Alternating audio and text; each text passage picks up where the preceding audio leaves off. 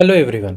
तो हम पढ़ रहे हैं मैकेनिकल प्रॉपर्टीज ऑफ फ्लूइड्स, जिसमें आज हम जो टॉपिक डिस्कस करने वाले हैं वो है Pascal's law and its application. बहुत छोटा लेकिन इम्पॉर्टेंट टॉपिक है, एक एक करके समझ लेते हैं। देखो, पास्कल लॉ को स्टेटमेंट वाइज समझने से पहले मैं यहाँ पर आपको एक एग्जांपल देता हूँ। मान लीजिए मेरे पास कोई ऐसे एक बलून है, ठीक है, लेट्स से दिस इज अ बलून, और इस बलून के अंदर हमने एयर फिल करके रखी है। So this is an inflated balloon. अब आप जानते हैं कि अगर मैं बलून को किसी पर्टिकुलर एक जगह पे अगर प्रेस करूं, तो मान लीजिए यहाँ से यहाँ इस पर्टिकुलर पॉइंट पर जब मैं प्रेस करता हूं तो सर्टन फोर्स अप्लाई करता हूं। This force is acting per unit some area. Now it becomes pressure. So when the force is applied at this particular location, you can see that balloon जो है वो दूसरे किसी भी जगह पे क्या होना स्टार्ट हो जाता है, इन्फ्लेट होना स्टार्ट हो जाता है। मतलब प्रेशर हम यहाँ लगा रहे हैं इस लोकेशन पे और वो ट्रांसमिट अलग अलग लोकेशन पर होते जाता है। अब मान लेते हैं कि मैं यहाँ इस पॉइंट पर टच कर रहा हूँ और यहाँ से प्रेशर अलग से अप्लाई कर रहा हूँ, तो आप पाओगे कि यहाँ पर भी मुझे क्या फील हो रहा है कि आउटवर्ड डायरेक्शन में एक फोर्स फील हो रहा है which is acting on this particular area. So whatever pressure I have applied in first section, it is being transmitted in this section as well as अगर मैं यहाँ इस particular point पर भी touch करूँ तो I see if I am applying force at first location, there is a force or force acting per unit area at let's say this third location as well. So pressure applied at any point will be transmitted at different points. अगर मैं tyre के tube की example लूँ, मतलब जो हमारा cycle में tyre होता है उसका ट्यूब, खास करके जो ओल्ड है, मतलब अभी जो नए टायर्स है वो आपके ट्यूबलेस टायर्स है, लेकिन अगर ट्यूब की बात करें जहाँ पर हम इस तरीके से अगर एक ट्यूब को ड्रॉ करते हैं, ठीक है, ये मान लीजिए ट्यूब है और हमने देखा है कि ट्यूब के एक पॉइंट पर नोजल होता है। इस नोजल से हम क्या सप्लाई करते हैं, यहाँ पर एयर सप्लाई करते हैं। सो जैसे जैसे आप एयर सप्लाई करोगे this tube will get inflated. Tube क्या हो जाएगी, इन्फ्लेट हो जाएगी। अब आप क्या करोगे, नोजल के पास अगर एयर को फोर्सफुली अंदर भेज रहे हो तो हम कह सकते हैं कि basically we are applying pressure at this location only. But tyre में हवा भरी है या नहीं, या कितना प्रेशर बना है टायर के अंदर या ट्यूब के अंदर, उसे तो हम किसी भी लोकेशन पर चेक कर सकते हैं, बराबर है। तो इसका मतलब यह है कि अगर मैं प्रेशर किसी एक पर्टिकुलर पॉइंट पर अप्लाई करता हूं किसी भी फ्लूइड में, जो फ्लूइड किसी एक कंटेनर के अंदर enclosed है, so in that case that force acting per unit area becomes pressure and pressure applied at any one point inside of that enclosed fluid is transmitted equally at all locations या फिर all points in the fluid as well as अगर इस tube, ये जो particular tube है, ये जो container है, इसके वॉल को आप देखो तो वॉल पर भी वही सेम प्रेशर लग रहा होता है। तो यहीं से जो है वो हमारे पास्कल का लॉ जो है और उसका जो स्टेटमेंट है वो निकल कर आता है। तो क्या कहता है स्टेटमेंट, स्टेटमेंट को समझते हैं। Statement says pressure applied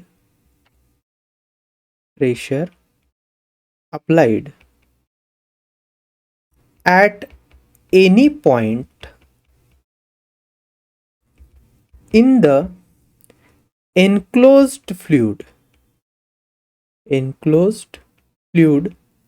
at rest is transmitted equally and undiminished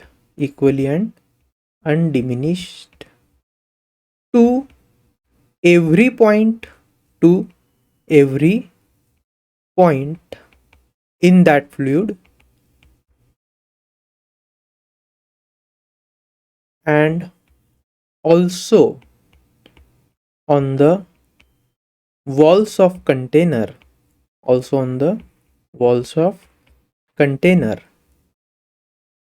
provided, एक चीज याद रखनी है, provided the effect of gravity is neglected,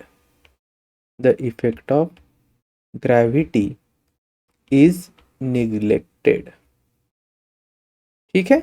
तो यहाँ पर अगर मान लीजिए कोई एक ऐसे क्लोज कंटेनर है जिसके में अंदर मैंने लिक्विड रखा है और लिक्विड के किसी भी पॉइंट पर अगर आप प्रेशर लगाते हो, so that pressure will be transmitted equally at every point in the fluid and undiminished. undiminished मतलब अगर आपने यहाँ पर 2 यूनिट का कुछ प्रेशर लगाया होगा तो किसी भी पॉइंट पर आप देखोगे तो आपको जो एक्सर्टेड प्रेशर देखने को मिलेगा अब वो कितना मिलेगा, 2 यूनिट देखने को मिलेगा। यहाँ पर अगर मैं 5 यूनिट एक्स्ट्रा प्रेशर लगाऊंगा तो हर पॉइंट पर 5 यूनिट देखने को मिलेगा। तो इसका मतलब हुआ वो अनडिमिनिश्ड होता है, उसमें कोई जो डिटोरिएशन होता है या डिग्रेडेशन होता है उसके वैल्यू में ऐसा नहीं है।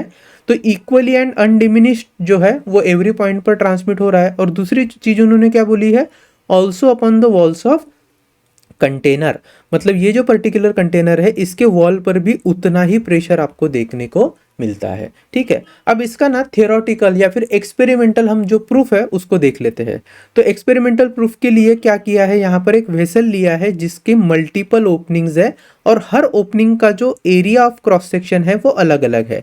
अब ये जो वेसल है जो हम यहाँ पर देख पा रहे हैं ये दिखता कैसे होगा, तो अगर इसका 3D डायग्राम में बनाना चाहूँ तो आप कोनिकल फ्लास्क से इसको कंपेयर कर सकते हैं। वैसे तो कोनिकल फ्लास्क जो होता है हम केमिस्ट्री के लैब में यूज करते हैं, it looks like somewhat like this, ऐसे दिखता है ना वो। ठीक है, तो इस तरीके का एक कोनिकल फ्लास्क है, उसकी ये जो ऊपर की ओपनिंग हो गई, दिस रिजेंबल्स लाइक हियर। दूसरी जो ओपनिंग है ये साइड वाली ओपनिंग, इसको हम क्या कर सकते हैं, इस कोनिकल फ्लास्क को यहाँ से एक ओपनिंग प्रोवाइड कर सकते हैं, ऐसी ओपनिंग प्रोवाइड कर सकते हैं। तो ये सेकंड हो गया, फिर ये थर्ड ओपनिंग हो गई, देन एक ओपनिंग में यहाँ पर बॉटम में भी दे रहा हूँ इसको। ठीक है, सो इस तरीके से ये कोनिकल फ्लास्क की तरह हमारा वेसल है। चलिए समझते हैं थोड़ा सा डिटेल में। अब इस पर्टिकुलर फ्लास्क के अंदर या वेसल के अंदर हमने क्या किया है, सर्टन डेंसिटी वाला एक लिक्विड जो है उसको फिल कर लिया है और ये लिक्विड बाहर ना आए इसलिए जितने भी ओपनिंग्स थे उन ओपनिंग्स पर हमने क्या कर लिए है, पिस्टन्स लगा लिए हैं ताकि जो सीलिंग है वो प्रॉपर से मेंटेन हो जाए and liquid should not leak out. Okay, तो certain quantity of liquid having some density is being inserted and this container become an enclosed container. Now the liquid is already at rest. और हम जो अभी फिलहाल part पढ़ रहे हैं वो है hydrostatics. So we are basically studying Pascal's law in case of hydrostatics. Now अगर आप इस फिगर को ध्यान से देखो तो आपको ये जो मल्टीपल ओपनिंग्स है उसमें कुछ खासियत दिखाई देगी। मतलब ये जो मान लीजिए मैं ऊपर वाली ओपनिंग ले रहा हूं, इसका जो क्रॉस सेक्शनल एरिया है वो है A। जो सेकंड ओपनिंग है इसका क्रॉस सेक्शनल एरिया है A2 which is 2 times of A। Third cross sectional area is like जिसका cross sectional area A3 and जिसका A3 जो है it is 3 times of cross sectional area A। And जो bottom में आपको section दिख रहा है उसका अगर मैं क्रॉस सेक्शनल एरिया A1 बोल रहा हूँ सो A1 इज एग्जैक्टली A/2। ठीक है, इसको ना हम फिजिकल वैल्यूज में भी बाद में लेकर देखेंगे। तो यहाँ पर फिलहाल मैं अगर फिजिकल वैल्यूज की बात करूँ तो जस्ट फॉर एग्जाम्पल मान लेते हैं ये एरिया है 1 मीटर स्क्वायर एग्जाम्पल के लिए। ये कितना हुआ फिर A2 would be 2 times of A that is 2 square metre. A3 would be 3 square metre and A1 कितना हो जाएगा, तो A1 is A/2 that is 1/2 square metre example के लिए। दूसरी चीज, अगर मान लीजिए इनिशियली ये सारा सेटअप इस तरीके से रखा था, अब मैं क्या कर रहा हूँ, सर्टन फोर्स F अप्लाई कर रहा हूँ यहाँ पर जो ऊपर में हमारा क्रॉस सेक्शन है या फिर ऊपर जो हमारी ओपनिंग है इस पर। जस्ट फॉर एग्जाम्पल इस F की जो वैल्यू है let's say it is 10 newton for our understanding. फिर क्या होगा, तो आप देखोगे कि जैसे ही यहाँ पर मैंने 10 न्यूटन का फोर्स लगाया across this cross sectional area A, force acting per unit area becomes pressure, so pressure is being applied at the top of this particular liquid. Now what will happen, as the liquid is at rest and we are considering ideal liquid which is incompressible, so liquid will try to displace through different openings, वो बाहर जाना चाहेगा। और secondly ये जो walls of container है, container के walls को भी वो क्या करने वाला है, प्रेस करने वाला है, enclosure को भी वो प्रेस करने वाला है। Now अगर सेक्शन A2, सेक्शन A3 और सेक्शन A1 की मैं बात करूं तो यहां पर भी क्या लग रहा होगा, फोर्स ड्यू टू लिक्विड। ये जो लिक्विड है इसके कारण फोर्स लग रहा होगा। ये जो फोर्स है इसके कारण क्या होगा, हमारा जो पिस्टन है at this respective section it will try to move out and I do not want to happen that. So what I will be doing is I will be simply applying externally some force so that the original position of this piston will remains the same. जहां पर ये piston पहले थे वो वहीं पे रहेंगे, even though some force is applied from the top. To happen that what I'll be required is I'll have to measure the values of forces जो मैंने लगाई है so that piston will not move. When I notice कि जब मैं force लगाता हूं तो सेकंड सेक्शन पे मान लीजिए मैंने फोर्स लगाया है F2, I am writing here, second section पे मैंने फोर्स लगाया F2, और जब मैं नोटिस करता हूं तो मुझे पता चलता है कि F2 की जो वैल्यू है इट इज नियरली 20 न्यूटन। अब 20 न्यूटन मतलब कितना, 2 times of 10 newton, right, 2 times of 10 newton. जो थर्ड सेक्शन है जिसका cross sectional area was 3 times of A, यहां पर जब मैं फोर्स नोटिस कर रहा हूं so F3 found to be 30 newton. और ये जो हमारा फर्स्ट सेक्शन है बॉटम का जिसका एरिया इनिशियल सेक्शन का हाफ है, वहां पे जब मैंने फोर्स को मेजर किया so that force comes out to be F/2 which is 5 newton. ठीक है, तो इतना ये मेरा प्रैक्टिकल ऑब्जर्वेशन है। अब देखिए मैं कैलकुलेट कर रहा हूं प्रेशर। सो फर्स्ट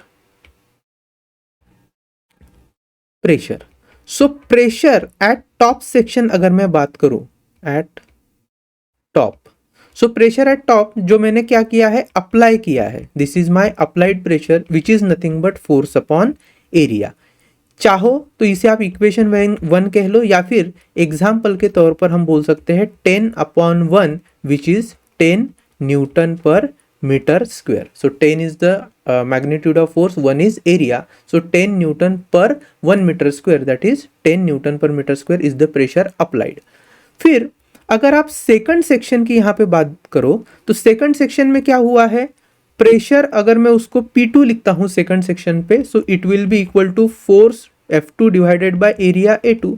तो मैं इसको कैसे लिख सकता हूँ, F2 is equal to 2 times of F जो पहले ही मैंने नोटिस किया था, डिवाइडेड बाय A2 कितना है हमारा already 2 times of A, 2 will cancel, so pressure becomes F upon A। आप देख पा रहे होगे कि ये जो P2 है और ये जो हमारा P है प्रेशर अप्लाइड प्रेशर, ये दोनों की वैल्यू क्या आ रही है, F अपॉन A सेम आ रही है। तो अगर न्यूमेरिकल वैल्यू की बात करें सो 20 upon 2 times of A would be 2, again this answer is 10 newton per metre square.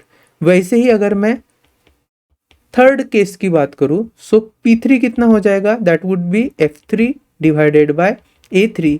F3 कितना है, 3 टाइम्स ऑफ F, A3 कितना है 3 times of A, again same F upon A। तो न्यूमेरिकल वैल्यू क्या होगी 30/3, again 10 newton per metre square. और मान लेते हैं ये जो हमारा बॉटम सेक्शन है, बॉटम सेक्शन पर भी जब मैं प्रेशर मेजर करता हूँ let's say P1, so P1 कितना आ रहा है, it is F1 upon A1, but F1 is what, F/2, A1 is what, A/2, again 2 will be cancelled, F upon A। तो यहाँ पर भी प्रेशर मुझे क्या मिल रहा है, सेम मिल रहा है। अगर न्यूमेरिकल वैल्यू की बात करें तो 5/1/2, ये 2 ऊपर चले जाएगा, again it will be 10 newton per metre square. So in all the cases we have seen कि कोई भी सेक्शन रहने दो, चाहे आपका सेक्शन 1 हो, चाहे आपका सेक्शन 2 हो, चाहे 3 हो, कहीं पे भी अगर आप देखोगे तो प्रेशर की वैल्यू आपको क्या देखने को मिल रही है, सेम ही देखने को मिल रही है। इसलिए मैं लिखता हूं P is equal to P1 equal to P2 equal to P3 and this will goes on. So if P is F upon A then P1 is also equal to F upon A, P2 is also equal to F upon A and P3 is also equal to F upon A। इतना ही होता है, मतलब किसी भी point का pressure आपको same मिलेगा, चाहे वो किसी भी तरीके का लिक्विड रहे, अगर वो एनक्लोज्ड कंटेनर में है तो। सो हमारा जो स्टेटमेंट है, क्या स्टेटमेंट था, pressure applied at any point in the enclosed fluid at rest is transmitted equally and undiminished to every point as well as on the walls of container. अब हम क्या करेंगे, पास्कल लॉ से जुड़े कुछ एप्लीकेशंस है जिन पर हमें क्वेश्चन पूछे जाते हैं, उन्हें देख लेते हैं। बहुत सिंपल है एप्लीकेशंस ऑफ पास्कल लॉ में। सबसे पहला एप्लीकेशन दिया है हमें हाइड्रोलिक लिफ्ट। अब हाइड्रोलिक लिफ्ट क्या होती है, तो आपने अगर ओल्ड स्कूल गैराज देखे होंगे जहां पर गाड़ियों को सर्विसिंग किया जाता है, तो वहां पे जनरली क्या होता है, कोई भी गाड़ी ऐसे एक प्लेटफॉर्म पे खड़े करते हैं और इस गाड़ी को ऊपर उठाया जाता है। तो इसको ऊपर उठाने के लिए ये जो प्लेटफॉर्म है, इस प्लेटफॉर्म को ही ऊपर जाना पड़ेगा, और इसे ऊपर जाने के लिए, लेकर जाने के लिए जो मैकेनिक होता है, मैकेनिक क्या करता है, मैकेनिक के पास एक छोटा सा सिलेंडर और एक पिस्टन की तरह एक इक्विपमेंट होता है जिसको वो पैर से प्रेस करता है। जैसे जैसे वो इसे प्रेस करते जाएगा हमारा जो प्लेटफॉर्म है वो प्लेटफॉर्म ऊपर की दिशा में जाता है, इसे ही कहते हैं हम हाइड्रोलिक लिफ्ट। तो बेसिक कंस्ट्रक्शन देख लेते हैं। यहाँ पर एक छोटा सिलेंडर होता है और एक बड़ा सा सिलेंडर होता है। अब छोटा और बड़ा मतलब इसका वॉल्यूम छोटा होगा और बड़े का वॉल्यूम बड़ा। यहाँ पर जो क्रॉस सेक्शनल एरिया है स्मॉल सिलेंडर का वो हम कंसिडर कर रहे हैं A1 और जो बड़ा सिलेंडर है उसका cross sectional area is A2। जो छोटा सिलेंडर है उसे हम मास्टर सिलेंडर भी बोलते हैं, master cylinder, and the larger cylinder is known as slave cylinder. तो मास्टर सिलेंडर जो है वो स्लेव सिलेंडर को फॉलो करता है। हम बोलते हैं ना जैसे ऑर्डर लेना, तो slave cylinder will be controlled by master cylinder. Now as we have already seen कि जो क्रॉस सेक्शनल एरिया है मास्टर सिलेंडर का A1 which is smaller and A2 which is the cross sectional area of slave cylinder is higher, so we can write here A2 is quite large than A1। तो comparative अगर आप देखो study करो तो A2 बहुत ज़्यादा बड़ा होता है as compare to A1। Now अब हम कंस्ट्रक्शन में अगर और देखें तो ये जो फर्स्ट मास्टर सिलेंडर है इसके अंदर जो फ्लूइड है the same fluid is being present at slave cylinder as well and both these cylinders are joined through hydraulic duct। इसे क्या कहते हैं? Hydraulic duct. तो सेम लिक्विड जो है it can easily flow in between this two cylinder. Now दोनों cylinder के ऊपर हमने पिस्टन्स लगा कर रखे हैं so that oil should not leak out. And let से अगर ये जो पहला सिलेंडर है इस पर मैं कुछ फोर्स F1 लगाता हूँ in the downward direction, so this force F1 which is being applied upon cross sectional area A1 constitutes pressure P1। now जैसे ही ये force F1 लगेगा this piston with cross sectional area A1 will move down and because of its downward movement the liquid or the oil which is inside the master cylinder will try to flow to the slave cylinder and slave cylinder में जो oil की level है वो बढ़ती जाएगी। इसके कारण क्या होगा, यहाँ पर जितने भी ऑयल के पार्टिकल है they will try to push this piston upwards. यहाँ ये जो पर्टिकुलर पिस्टन है स्लेव सिलेंडर का जिसका एरिया A2 है, when it will be pushed upward the experienced force will be F2। तो यहाँ पर अपवर्ड डायरेक्शन में एक F2 फोर्स मुझे मिलेगा और इस F2 को अगर मैं डिवाइड कर देता हूँ A2 के साथ, सो F2 divide by A2 will give me the value of pressure P2। अब यहाँ पर मैं इसको पहले लिख लेता हूँ। So pressure at master cylinder, pressure at master cylinder, तो क्या लिखना पड़ेगा? P1 is equal to F1 upon A1। Then pressure exerted at slave cylinder, ये क्या हो जाएगा? Slave cylinder. इसको अगर मैं P2 लिखता हूं तो P2 is equal to F2 upon A2। But Pascal क्या कहता है? ये जो पर्टिकुलर फ्लूइड है ये पूरी तरीके से क्लोज्ड एनक्लोजर में फ्लूइड है, तो ये हुआ फ्लूइड एट क्लोज्ड एनक्लोजर। दूसरी चीज, all this fluid is in rest and pressure applied to any point any point at the liquid which is inside of a closed enclosure, that pressure is transmitted equally and undiminished to every point and also on the walls of container. तो यहाँ जो container के walls है इस पर जो pressure लगेगा वो वही होगा जो मास्टर सिलेंडर पर लगा है। इसलिए हम लिख सकते हैं as per Pascal's law, as per Pascal's law P1 will be exactly equal to P2, therefore P1 is what? F1 upon A1 is equal to F2 upon A2।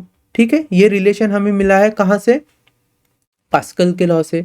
अब इसका प्रैक्टिकल एप्लीकेशन समझते हैं। मान लीजिए कि आपने यहाँ पर फोर्स F1 अप्लाई किया है, लेट से 100 न्यूटन। ओके, ये जो एरिया A1 है इसे मैं ले रहा हूँ लेट से 50 सेंटीमीटर का स्क्वायर, जस्ट 50 सेंटीमीटर का स्क्वायर, या फिर और सिंपल करने के लिए ले लेते हैं 10 सेंटीमीटर का स्क्वायर। अच्छा, ये जो A2 है इस A2 को मैं स्पेसिफाई कर रहा हूँ फॉर आवर अंडरस्टैंडिंग। इसको मैं ले लेता हूं let say 1000 metre square. So A2 is far larger than A1 और अब हमें पता करना है कि ये F2 कितना होगा। अब ये इतना ज़्यादा होना चाहिए ताकि जो लिफ्ट में मैंने थोड़ी देर पहले बोला था हाइड्रोलिक लिफ्ट के केस में हमें कार ऊपर उठानी है, तो उसको कैसे उठाएंगे और कितना फोर्स लगेगा। तो हम क्या करते हैं, इन स्पेसिफिक वैल्यूज को रख देते हैं।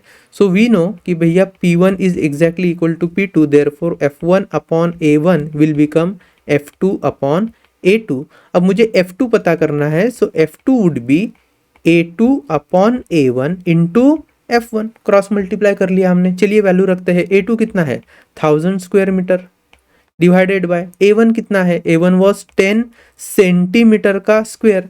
तो A1 अगर 10 सेंटीमीटर स्क्वायर है तो इसको हम कन्वर्ट कर सकते हैं मीटर स्क्वायर में। We know centimetre is 10 to the power -2 metre, so 10 into 10 to the power -2 metre and its square that is 10 into 10 to the power -4 metre square, that would be the area A1। इसकी value को हम यहाँ पे implement करेंगे। So I am directly writing this as 10 into 10 to the power -4। ये हो गया A2 upon A1 into F1 कितना था 100 newton, this is equal to F2। So अगर आप ध्यान से देखो तो क्या हो जाएगा, यहां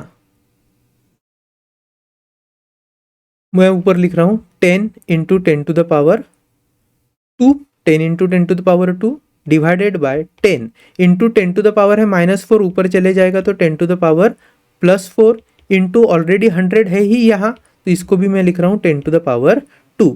अब क्या हो जाएगा देखिए 10 10 तो वैसे ही कैंसिल हो गया and what we are left with is 10 to the power 2 into 10 to the power 4 into 10 to the power 2, that would be 10 to the power 8, that would be 10 to the power 8 is equal to F2।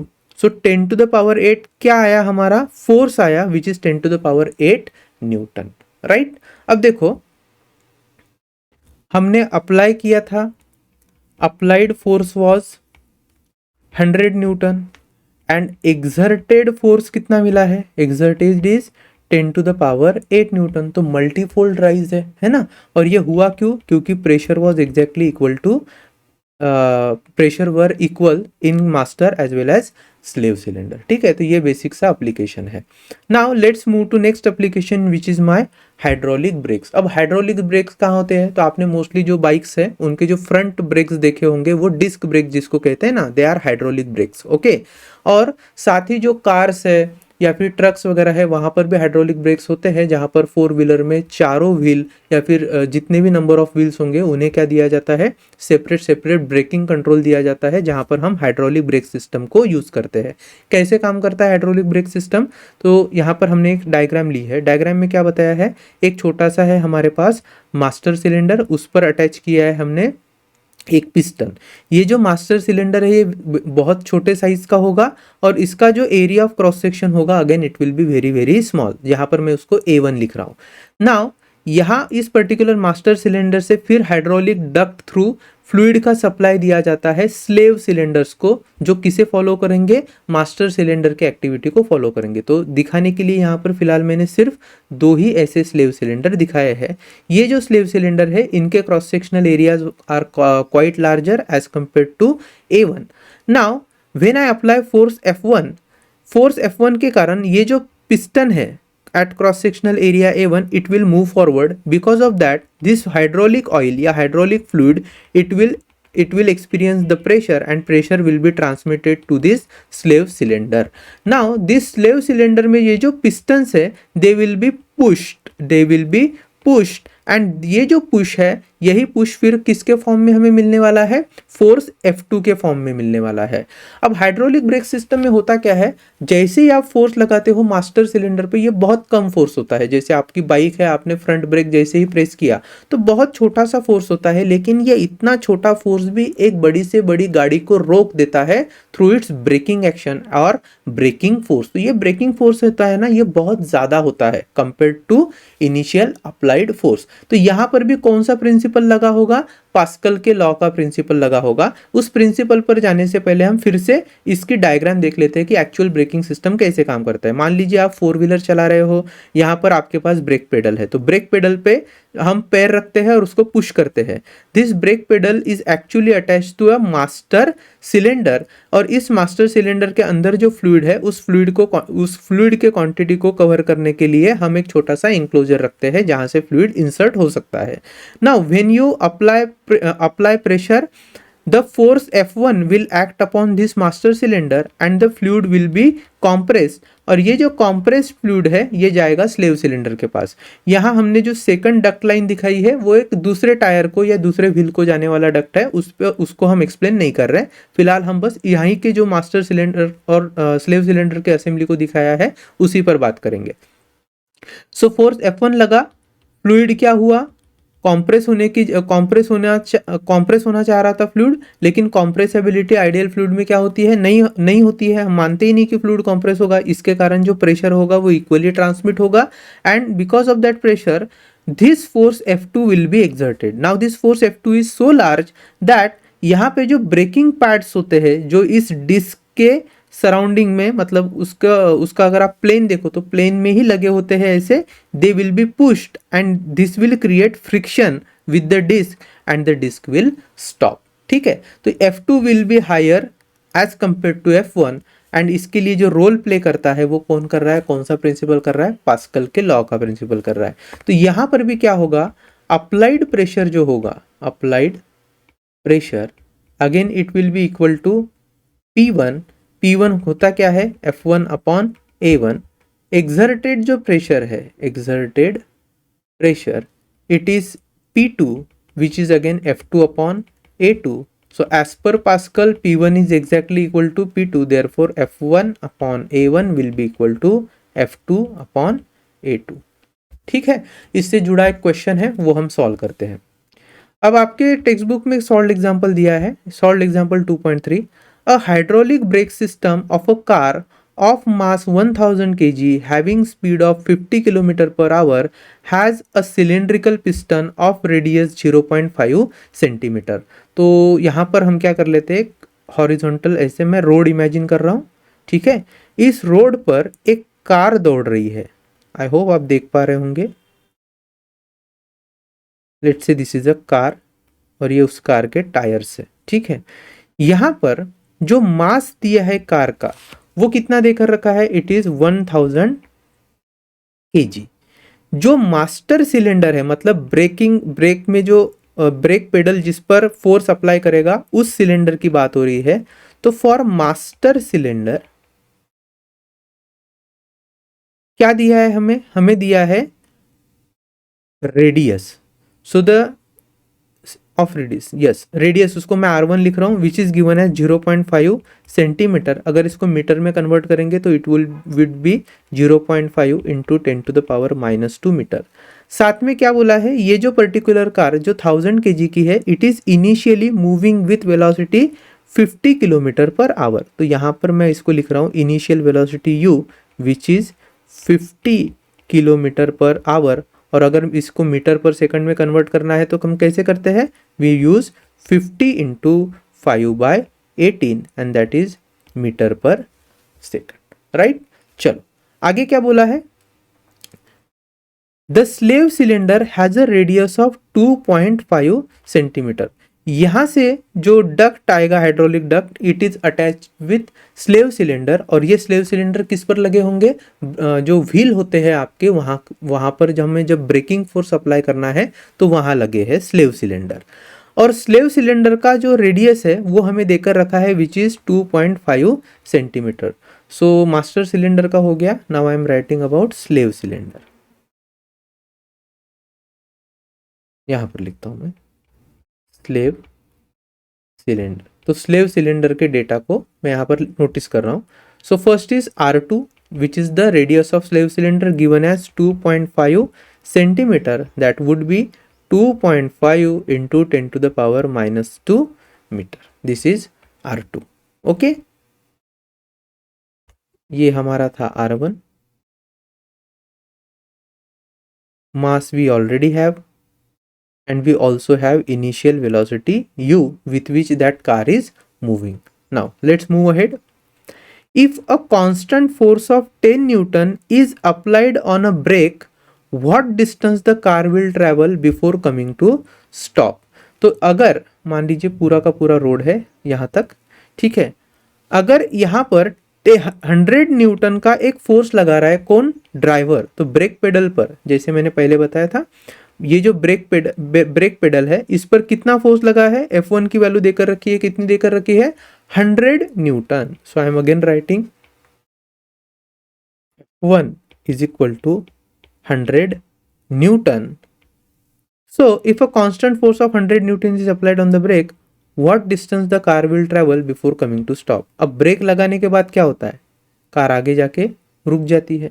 तो मान लेते हैं कि इस point पर car जाके रुकी है, तो यहाँ पर वेलोसिटी कितनी हो गई, 0 हो गई. और ये जो डिस्टेंस उसने ट्रेवल किया है जिसे मैं S से रिप्रेजेंट कर रहा हूँ वो कितना होगा. ठीक है, बहुत सिंपल क्वेश्चन है. हमारे पास ऑलरेडी मास अवेलेबल है, इनिशियल वेलोसिटी अवेलेबल है. अब हमें क्या करना पड़ेगा, बस ये डिस्टेंस ट्रैवल करना पड़ेगा और ये जो डिस्टेंस ट्रैवल किया है उसका मैग्नीट्यूड फाइंड करना है. तो हम क्या करेंगे, मान लीजिए मैं काइनेमेटिकल, न्यूटन के काइनेमेटिकल के इक्वेशंस की अगर बात करूँ तो we have 3 equations. v is equal to u plus a t, s is equal to u t plus half a t square and v square is equal to u square plus twice of a S.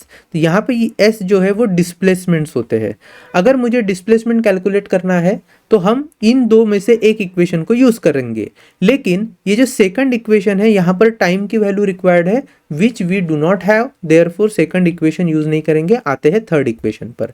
If you see carefully, so final velocity भी वो 0 है, initial velocity हमें देकर रखी है, plus 2 into ए. अब ए क्या है, ए इज रिटार्डेशन. मतलब जब ये कार आगे बढ़ रही थी विथ इनिशियल वेलोसिटी दिस, तो ब्रेक लगाने के बाद ब्रेकिंग फोर्स लगा होगा इस कार पर और इस ब्रेकिंग फोर्स के कारण there is change in velocity. तो निगेटिव एक्सेलरेशन आया है and because of negative acceleration after covering some distances the car had stopped. तो what we have to do, हमें यहाँ पर एक्सेलरेशन अगर मिल गया तो we can directly find displacement through this particular equation. सवाल ये है कि हमें एक्सेलरेशन कैसे मिलेगा.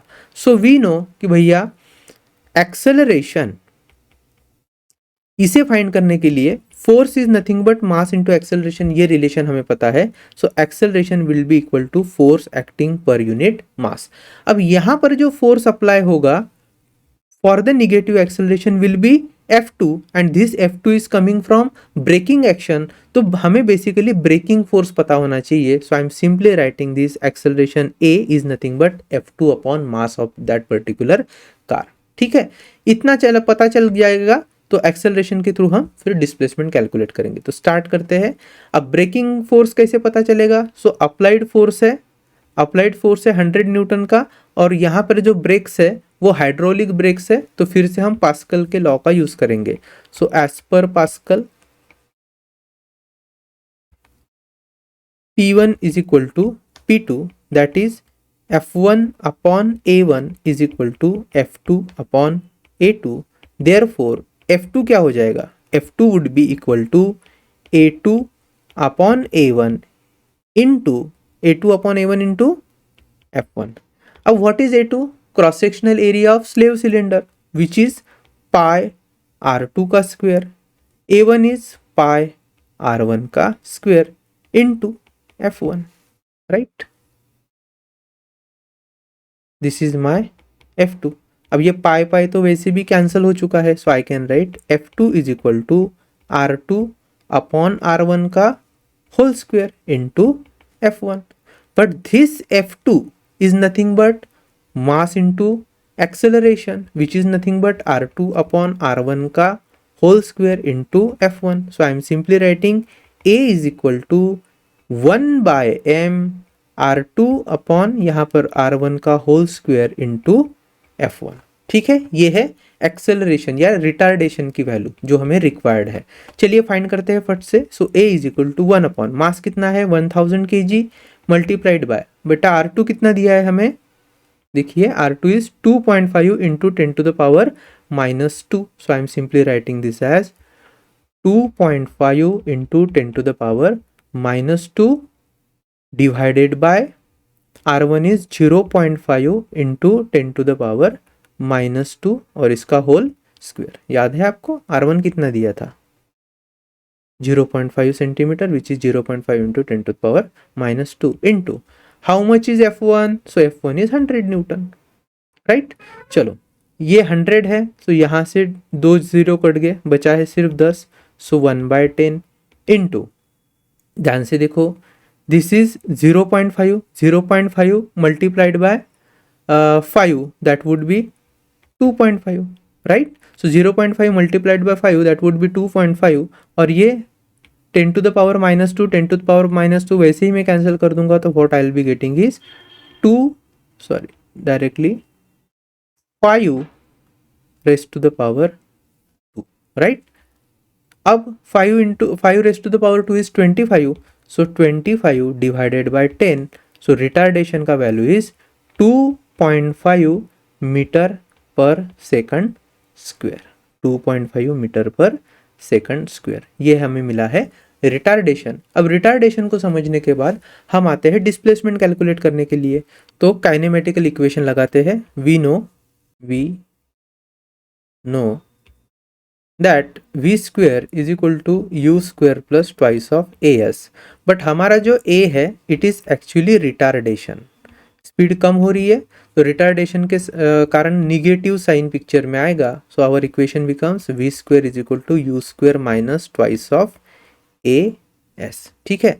अब v जो फाइनल वेलोसिटी है उसकी वैल्यू है 0, u हमारे पास बचता है, उसकी इनिशियल जो स्पीड थी that was 50 kilometre per hour, so I have converted into metre per second, so 50 metre per second में it is 5/18 and whole square minus 2 times of acceleration कितना मिला है हमें, इट इज 2.5 इंटू एस, चलेगा। सो 2.5 into 2 is 5 and I am taking it at left side, so it would be 5 times of s will be equal to 50 into 5 divided by 18's whole square, so s would be equal to 1/5 multiplied by, देखिए अगर मैं 2 से divide कर दूं तो this would be 9 and this would be 25, so 25 into, तो हम यहाँ पर लिख रहे हैं 25 का स्क्वायर इंटू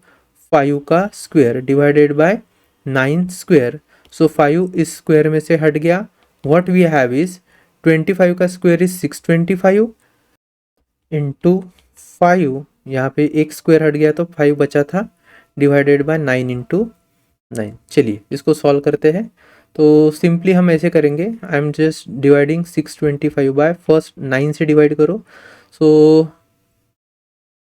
9 6 जा 54, this is 8 5, 9 9 जा 81, 81 this is 4, again point, so 9 4 जा 36, again 4, so again this would be 4, so ये आया है 69.44, so what we have left is 69.44 again into 5 divided by 9, तो यहाँ पर जो 69.44 है इसे मैं फिर से 9 से डिवाइड करता हूँ, तो 9 7 जा 63, दिस इज 6, अगेन 4, 9 7 जा 63, again this is 1 and this is 4, 9 1 जा 9, अगेन 5, 9 5 जा, तो 7.715 हमें मिला है, इसे सॉल्व करने के बाद 69.44 को 9 से डिवाइड करने के बाद, तो 7.715 आई am writing here,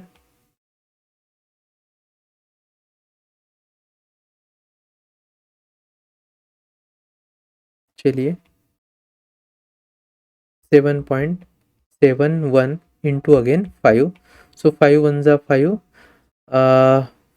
5 into 7 is 35, 35 again here is 5, let's say we have 3,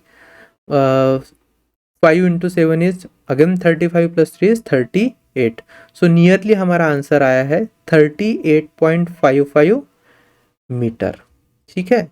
तो अप्रोक्सीमेट आंसर होगा क्योंकि हमने डायरेक्ट वैल्यूज कुछ कंसिडर की है, जो टेक्स्ट बुक की वैल्यू है उसमें थोड़ा सा डिफरेंस हो सकता है।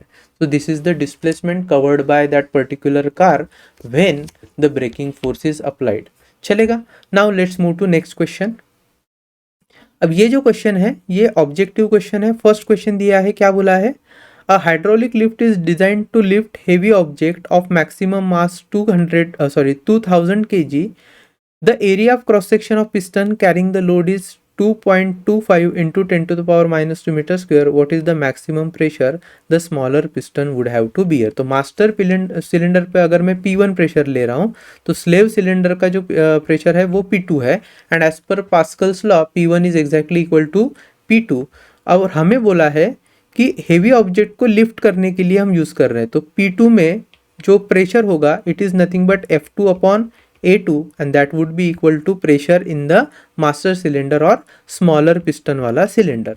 इसी को फाइंड करना है। So P1 is equal to F2 is what mg, what is the value of mass, it is 2000, what is the value of g, let's say it is 9.8, divided by how much is area which is already given 2.25 into 10 to the power minus 2।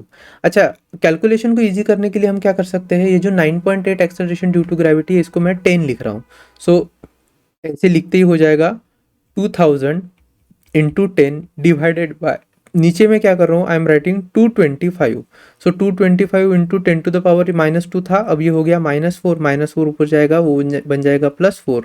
So 2000 divided by 225 into 10 to the power 5।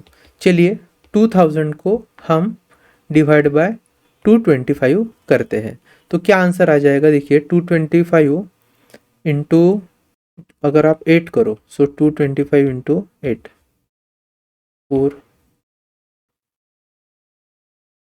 2 18, so 1800 we have 200, इससे division नहीं होगा, so we will have to take 2000, so nearly 88 something answer आएगा। So 8.888 into 10 to the power 5। तो आपका जो final answer है वो देखिए इससे मैच कर रहा है, क्यों, क्योंकि अगर मैं इसको 0.888 लिखूंगा तो that would be 10 to the power 6, right, and answer would be in terms of metre newton per metre square. So this is the amount of pressure that was applied at the master cylinder और small piston वाला cylinder। चलिए आगे बढ़ते हैं। अब यहाँ हमें question दिया है, ये CET का क्वेश्चन है। In hydraulic press the diameter of piston in the smaller cylinder and larger cylinder are D1 and D2 respectively. If F1 is the force applied on the smaller piston, the force F2 on the larger piston is। तो यहाँ पर smaller piston का pressure P1, larger piston का pressure P2, इसे हम लिखेंगे F1 upon A1 is equal to F2 upon A2। अब देखिए हमें क्या फाइंड करना है, F2 फाइंड करना है, so I am writing F2 is equal to A2 upon A1 into F1। Now area को अगर डायमीटर के फॉर्म में लिखना है पिस्टन के तो हम लिख सकते हैं पाई D2 का स्क्वायर डिवाइडेड बाय 4, फिर पाई D1 का square divided by 4 multiplied by F1। Pi by 4 वैसे ही कैंसिल हो गया, so answer would be D2 upon D1 का whole square into F1। This is my F2। ठीक है, तो which options we are getting, I think option D. चलो next question. A piston of cross sectional area 2 into 10 to the power -2 metre square, यहाँ पर repeat हुआ है -2 metre square, is used in a hydraulic lift to exert a force of 200 newton on water.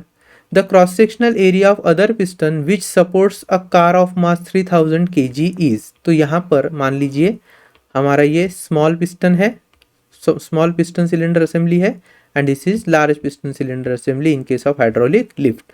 तो हमें F1 देकर रखा है, कितना दिया है, F1 is 200 Newton, A1 is also given which is 2 into 10 to the power -2। What we are asked is A2 कितना रहेगा, अगर मुझे इस पर्टिकुलर प्लेटफॉर्म पर जो हमारा लार्जर सिलेंडर है उस प्लेटफॉर्म पर एक कार रखनी है जिसका मास कितना है, mass is equal to 3000 kg। तो फिर से चलो सॉल्व करते हैं एज पर Pascal law. P1 is exactly equal to P2 which is F1 upon A1 is equal to F2 upon A2, and I have to find A2, so A2 would be equal to F2 upon F1 into A1। Now F2 is mass into acceleration due to gravity which is 3000 is the mass। Let's assume G is, अच्छा यहाँ पे उन्होंने देकर रखा है 9.8, so 9.8 ही लेना पड़ेगा, divided by how much is F1, F1 is 200, so I'm simply writing this as 200 into how much is A1, A1 देकर रखा है हमें 2 into 10⁻², so 2 into 10⁻²।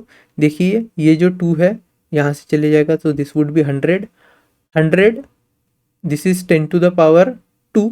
Again this जब ये ऊपर, या फिर एक काम कर लीजिए 100 आने के बाद में ये 0 यहाँ से कट जाएंगे तो we will have 30 into 9.8 into 10⁻²। So again that would be 3 into 98, 3 into 98 into 10⁻², and 98 into 3 कितना हो जाएगा? This is 4, then 2 29 into 10⁻². So my final answer would be 2.94 meter square, which is option B. Okay चलो next question देख लेते हैं क्या बोला है। In a hydraulic lift the input piston had surface area 30 centimeter square and output piston has surface area 1500 centimeter square. If a force of 25 newton is applied to the input piston, calculate the weight of output piston. तो ये exercise का 11th number का question है। फिर से बहुत simple question है, चलो गिवन डेटा लिख लेते हैं। सो A1 which is smaller area, this is 30 centimetre का स्क्वायर, और जो A2 लार्जर सिलेंडर होगा उसका एरिया देकर रखा है 1500 सेंटीमीटर का square.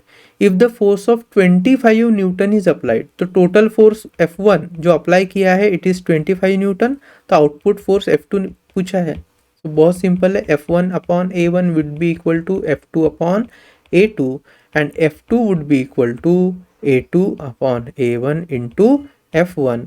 So 1500 divided by 30 into 25।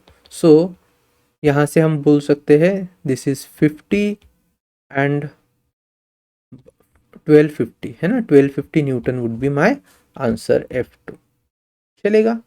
So I hope जो पास्कल लॉ से जुड़े क्वेश्चंस है उसे हमने यहाँ पर देख लिया है। अब हम बात करेंगे मेजरमेंट ऑफ प्रेशर या प्रेशर मेजरिंग जो डिवाइसेस है उनके बारे में थोड़ा सा पढ़ते हैं। चलिए आगे बढ़ते हैं।